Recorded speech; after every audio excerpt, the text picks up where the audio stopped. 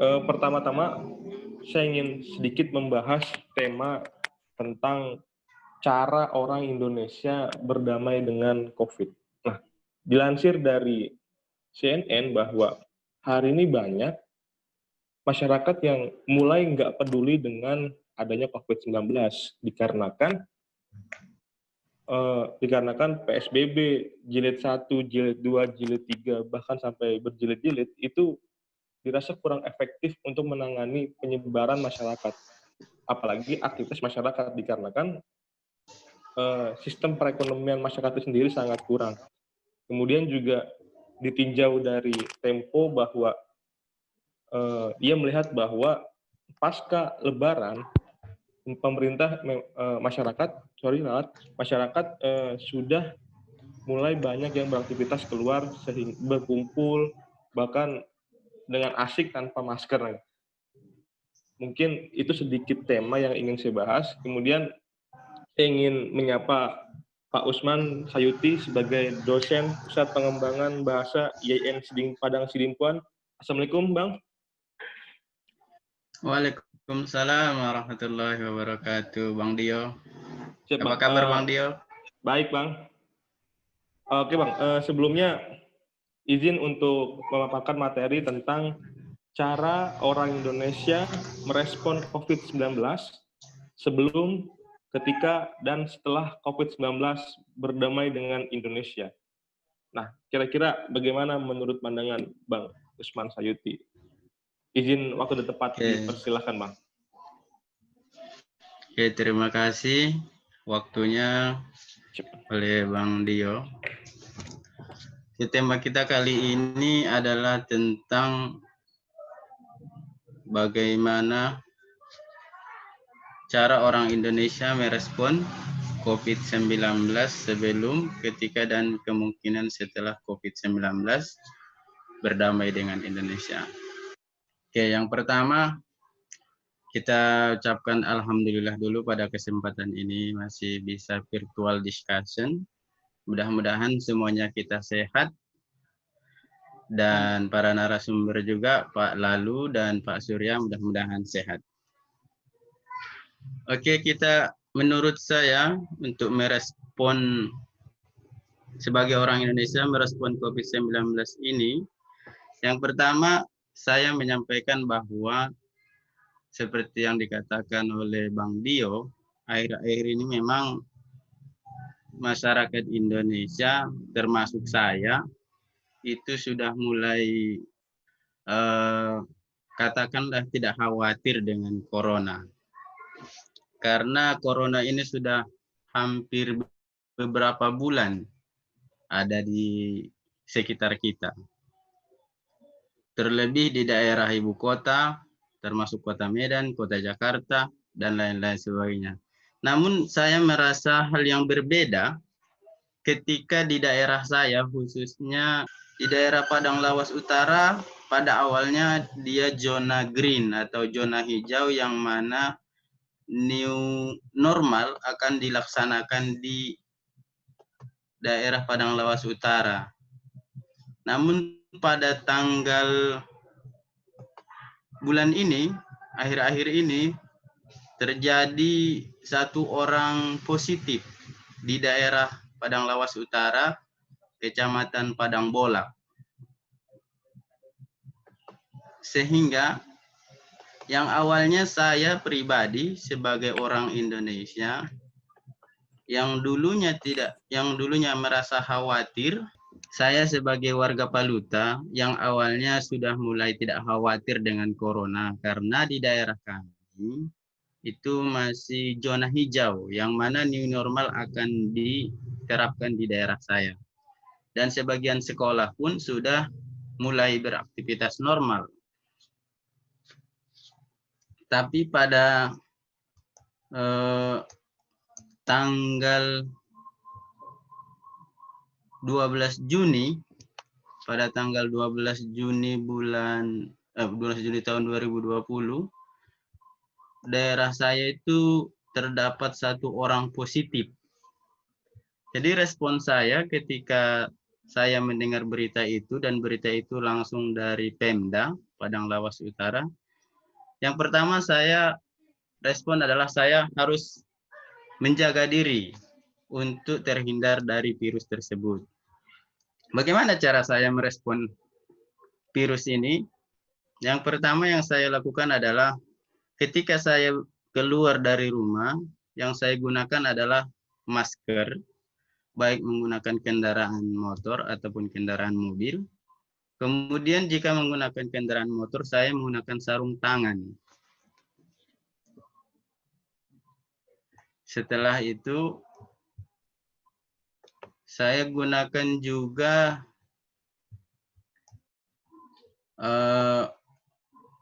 mencuci tangan dengan sabun, dan jika memungkinkan setelah saya bepergian menggunakan motor, saya langsung mandi tanpa bersentuhan dengan keluarga. Misalnya saya mengajar di IAIN Padang Sidempuan, dari Padang Lawas Utara itu membutuhkan waktu kurang lebih 1 jam. Jadi saya menggunakan helm, kemudian masker, kemudian sapu tangan bermotor.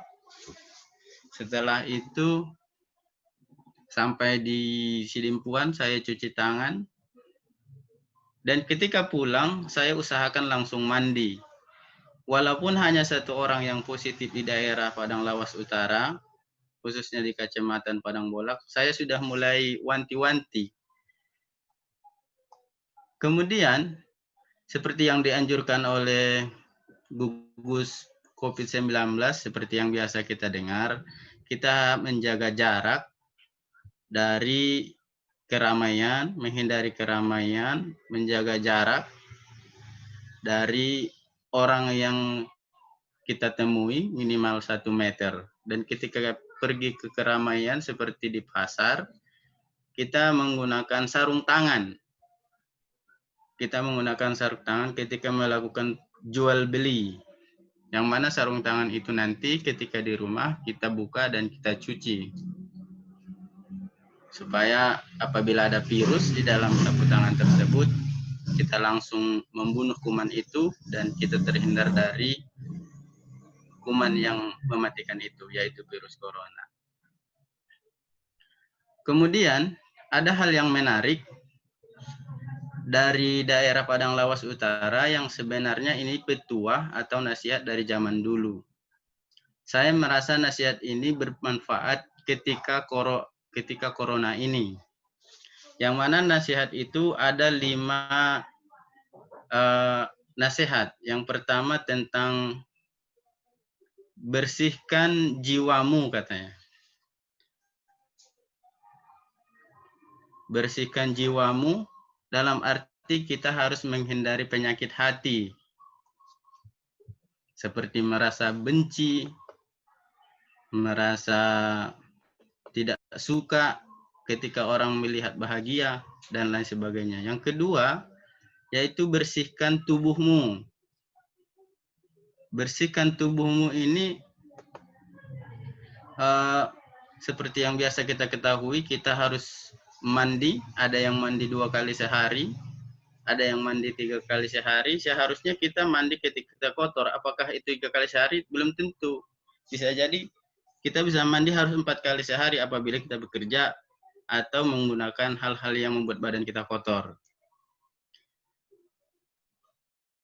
Yang ketiga itu bersihkan pakaianmu. Jadi kita juga harus menjaga kebersihan pakaian kita, baju kita. Setelah kita pakai 1 harian, apalagi kita keluar pada masa corona ini, semestinya jangan lagi digantungkan di gantung pakaian. Harusnya langsung kita cuci atau kita rendam apabila kita melakukan perjalanan. Seperti yang sering saya lakukan ketika perjalanan ke Padang Sidempuan, sampai di rumah, mandi, pakai yang ada di badan langsung direndam atau langsung dicuci. Yang keempat, itu bersihkan rumahmu. Ini juga sering kita lihat banyak semprotan, baik di rumah, di jalan. Ini juga bagian dari petuah nasihat orang zaman dahulu. Kita harus bersihkan rumah supaya rumah kita itu bersih. Yang kelima itu, yang terakhir adalah bersihkan lingkunganmu, seperti halaman rumah, belakang rumah, taman, dan lain-lain sebagainya. Dalam orang Batak menyebut nasihat ini, nasihat kebersihan ini dengan nama Podana 5. Bahasa Bataknya itu Podana 5 yang pertama, payas rohamu, yang kedua payas pamatangmu, yang ketiga payas parabitonmu, yang keempat payas bagasmu, yang kelima payas pekaranganmu. Dalam bahasa Indonesianya seperti yang sebutkan tadi, bersihkan hatimu supaya kamu bahagia, bersihkan badanmu supaya kamu sehat, bugar, dan fresh. Bersihkan pakaianmu supaya kamu merasa nyaman ketika menggunakan pakaian tersebut. Yang keempat, bersihkan rumahmu supaya kamu merasa nyaman di rumah itu, supaya kamu merasa sehat di rumahmu. Dan yang terakhir, bersihkan pekaranganmu supaya ketika kita melihat pekarangan, mata kita merasa sehat dan jiwa kita juga sehat. Dari kesimpulan saya, respon saya sebelumnya yang awalnya dulu daerah saya zona green atau zona hijau yang mana akan dilaksanakan new normal, ternyata setelah 1 orang positif di Padang Lawas Utara, saya rasa yang dulunya saya sudah tidak mulai khawatir, sekarang saya merasa khawatir. Dan apa yang disarankan oleh gugus COVID Indonesia menurut saya itu akan saya laksanakan. Dan saat ini saya sudah menggunakan itu. Dan andai kata COVID-19 itu sudah berdamai dengan Indonesia, artinya sudah tidak ada lagi di Indonesia, mudah-mudahan amin, saya juga akan tetap melaksanakan petuah Podana 5 ini, yaitu kebersihan hati, kebersihan badan, kebersihan pakaian, kebersihan rumah, pekarangan, dan lain. Ini petuah yang sudah lama, ketika saya SD juga sering saya hafal, tapi saya rasa pelaksanaannya pada musim corona ini. Mungkin itu saja Pak Dio, terima kasih kesempatannya. Bagi ada yang bertanya nanti silahkan di sesi pertanyaan. Terima kasih.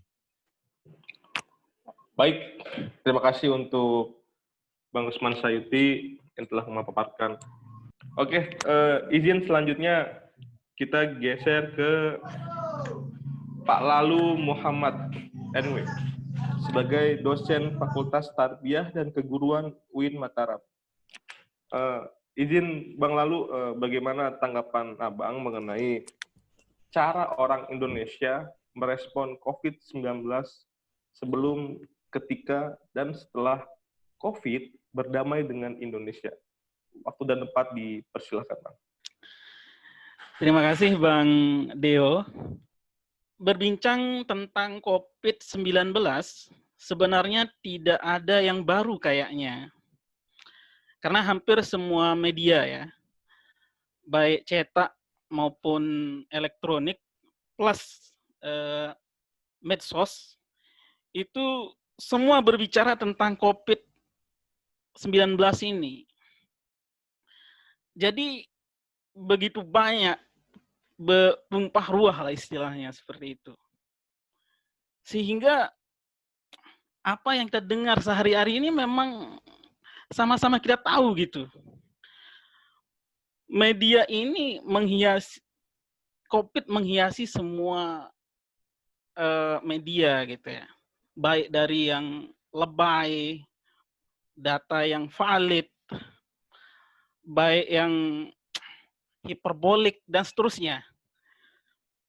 Jadi kalau saya nantinya berbicara tentang COVID ini sebenarnya tidak mengajari, apalagi menggurui sebenarnya. Karena tidak ada yang tersisa untuk kita berbicara tentang COVID-19. Namun karena kita di sini dalam ranah diskusi, yaitu bagaimana cara orang Indonesia merespon COVID-19 sebelum, ketika, dan kemungkinan setelah COVID. Tentu saya ingin sekedar mencoba memenuhi hajat berbicara tentang COVID-19. Dan saya melihat tema diskusi ini core-nya adalah berdamai dengan COVID-19. Sebenarnya istilah berdamai COVID-19 ini boleh dikatakan dimulai oleh Presiden Jokowi beberapa bulan yang lalu, yaitu dengan melakukan penyesuaian baru dalam tatanan hidup. Artinya apa yang dimaksud dengan berdamai? Berdamai artinya ya kita harus menerima kenyataan bahwa COVID ini ada gitu. Nah, untuk menyikapi COVID ini ya kita harus menyesuaikan diri dengan cara hidup yang baru gitu. Yang kemudian oleh pemerintah menyikapinya dengan sebuah kebijakan yang disebut dengan new normal. Ya, artinya apa? Kebijakan pemerintah, masyarakat itu di dalam kesehariannya harus memakai masker sebagaimana yang disebut Bang Uspan tadi, membawa sarung tangan, membawa hand sanitizer, menjaga kebersihan lingkungan, menghindari kontak, kemudian jaga kesehatan, tingkatkan imunitas. Sesekali perlu juga kita periksa rapid test. Sebenarnya menurut saya esensi dari new normal ini terletak pada aspek aktivitas produktivitas masyarakat, yaitu masyarakat kembali berkegiatan secara normal di tengah wabah COVID-19. Namun masyarakat harus tetap menjaga keamanan, kenyamanan supaya terhindar dari virus, yaitu mengikuti protokol kesehatan. Lantas, apakah masyarakat saat ini menerima kebijakan new normal? Karena kalau kita lihat saat ini di berita, masih diperdebatkan antara diberlakukannya kebijakan new normal ini. Karena beberapa elit mempertanyakan keberhasilan pemerintah di dalam menangani COVID-19. Sebab berdasarkan data, ternyata masih terus meningkat yang terpapar corona. Sehingga bermasalah kalau new normal, menurut beberapa pengamat itu bermasalah kalau diterapkan new normal. Karena akan terjadi perkumpulan komunal kembali. Bahkan saya lihat di beberapa berita, WHO pun mempertanyakan tentang new normal ini di Indonesia. Karena menurut WHO setidaknya, negara itu baru bisa menerapkan new normal apabila kondisi negara itu telah berhasil mengatasi corona sampai titik nol. Dan WHO memberikan beberapa syarat untuk bisa melakukan skenario new normal tersebut. Misalnya, yaitu dengan memiliki kemampuan fasilitas yang memadai tentunya, dan pengendalian yang optimal, serta masyarakat yang ikut berpartisipasi. Namun bagi saya, apapun perdebatan di luar sana, menurut saya pemerintah punya otoritas sendiri untuk menentukan kebijakan yang tidak boleh terintervensi oleh negara atau organisasi luar lainnya. Kenapa? Karena kita yakin pemerintah Indonesia itu memiliki para ahli yang sudah mengkaji hal tersebut. Sehingga bagi saya, kita sebagai masyarakat yang taat aturan tentunya harus mengikut atas kebijakan new normal ini. Masalahnya saat ini, masyarakat banyak yang tanda kutipnya ngeyel gitu. Selalu bersebangan dengan kebijakan pemerintah. Sehingga bagi mereka itu tidak ada beda mau ada COVID, mau ada new normal, mau tidak. Whatever gitu. Nggak penting gitu. Ada masyarakat seperti itu. Ini tanda kutipnya masyarakat yang ngeyel gitu. Oleh sebab itu, menurut pandangan saya, ada 4 tipologi masyarakat Indonesia di dalam menyikapi kondisi COVID-19. Yang pertama, ada kelompok masyarakat yang disebut dengan splinter, yaitu meminjam istilah Prof. Azra ya. Masyarakat splinter ini masyarakat yang beragama selalu berbeda dengan arus utama atau mainstream. Yaitu mereka berbeda dalam keyakinan teologi dan menjalankan praksis keagamaan tertentu yang kontraproduktif dengan usaha membendung penyebaran COVID. Orang seperti ini terlalu tinggi teosentrisnya, ketuhanannya gitu. Jadi susah diatur, selalu berbicara takdir gitu. Bahkan masyarakat model kayak gini itu menyebut COVID-19 ini sebagai tentara gitu. Yaitu tentara Allah yang akan menghancurkan para manusia yang bejat. Misalnya disebut orang Cina gitu. Dan apapun musibah yang terjadi, misalnya ada gempa, ada tsunami, selalu memvonis bahwa itu karena kemaksiatan. Berbicara selalu yang terjadi itu adalah karena kehendak Tuhan, karena kemaksiatan.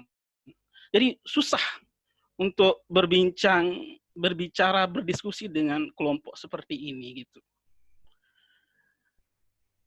Nah, oleh sebab itu tentu pemerintah dan kita sebagai masyarakat yang sadar harus melakukan pendekatan yang intim dengan pendekatan yang sangat khusus untuk bisa masuk di ruangan-ruangan mereka ini supaya mereka juga ikut menjadi masyarakat yang taat seperti itu.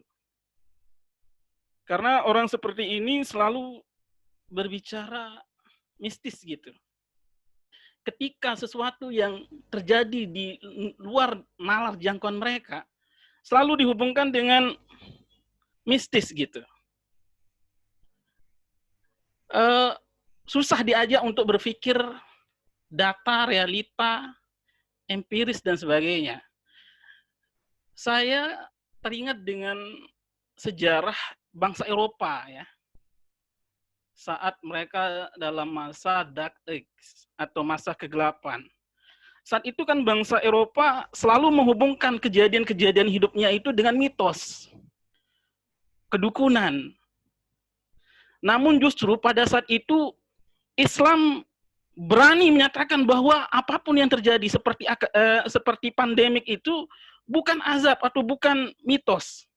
Itu sebuah fenomena alam. Sebuah penyakit yang harus dicari, tahu apa penyebabnya dan bagaimana menyembuhkannya. Maka saat itu lahirlah para pakar-pakar dan ilmuwan muslim yang kemudian menghasilkan antivirus dan seterusnya. Jangan sampai kejadian kegelapan bangsa Eropa itu terjadi di bangsa kita gitu. Padahal kita sudah masuk di zaman modern seperti itu ya. Ini masyarakat splinter. Yang kedua, ada tipologi masyarakat yang follower atau hanya ikut-ikutan gitu. Ini saya meminjam istilah Prof. Amin Abdullah, yaitu masyarakat follower.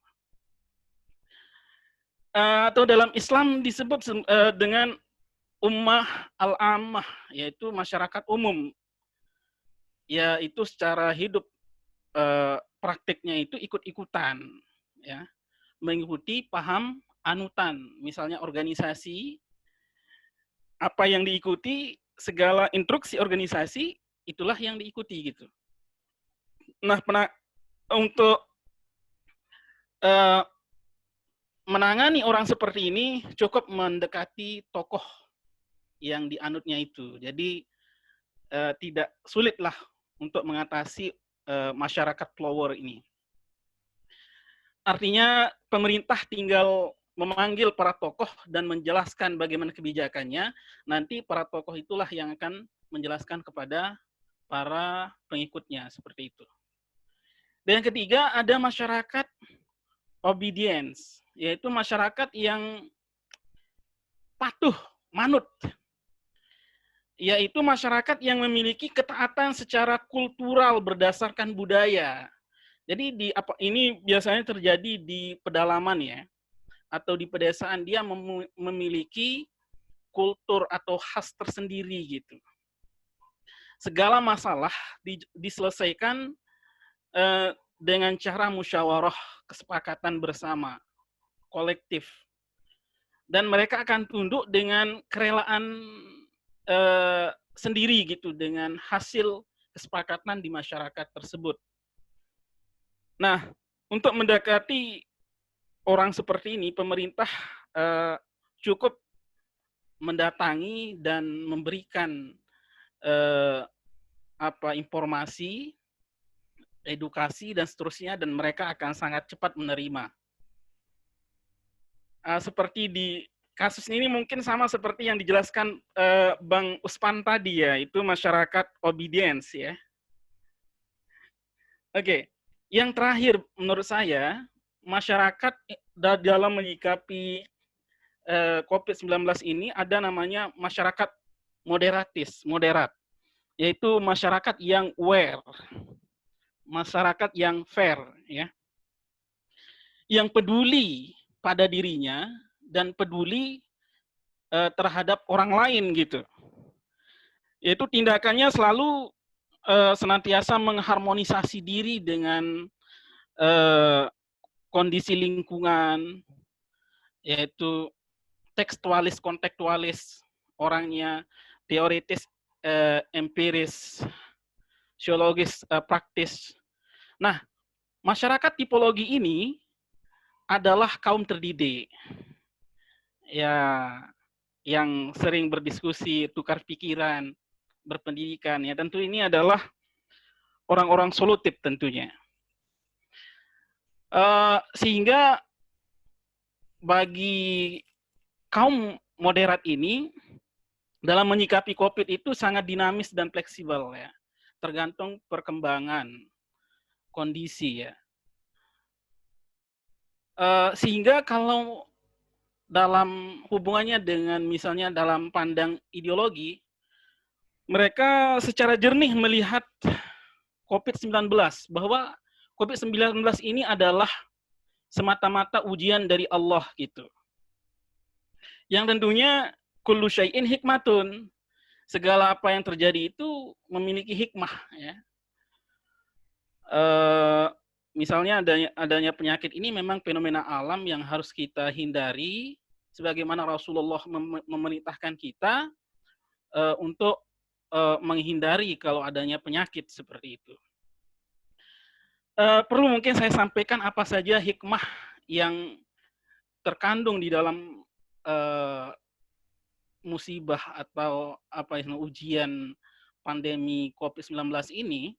Pertama, menyadari keagungan Allah SWT, yaitu dengan adanya pandemi ini, kita senantiasa meningkatkan spiritual substantif kita.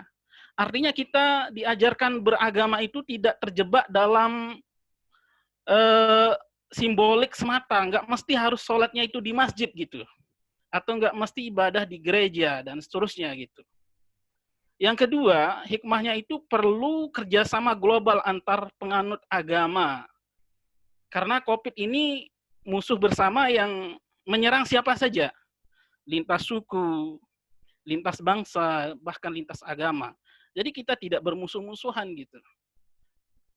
Yang ketiga, merawat akal sehat kita, yaitu saatnya lah meneguhkan kembali eh, apa sains dan agama gitu ya.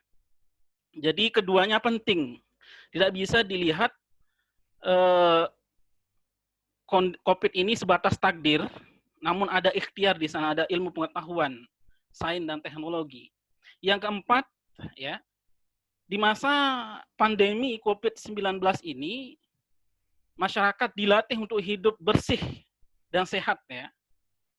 Jadi an-nazafatu minal iman bukan sebatas jargon, namun mampu kita aplikasi atau implementasi sebagaimana yang dijelaskan oleh Bang Uspan tadi. Yang keenam, pandemik ini kita ketahui sebagai sebuah krisis. Nah, di dalam teori-teori sosial, krisis selalu melahirkan orang besar ya. Situasi penjajahan Jepang misalnya melahirkan Khairil Anwar. Kemudian situasi kemerdekaan krisis ya saat itu menghasilkan tokoh semacam Soekarno-Hatta dan seterusnya ya. Jadi kita berharap sekali dengan krisis pandemi ini kita nanti ke depannya akan melahirkan orang besar, yaitu para pemuda muslim yang siap mengembangkan keilmuan ya, menghasilkan antivirus dan seterusnya. Saya kira begitulah pandangan saya berkenan tentang bagaimana secara umum masyarakat menyikapi COVID-19 saat ini. Saya kembalikan, Bang.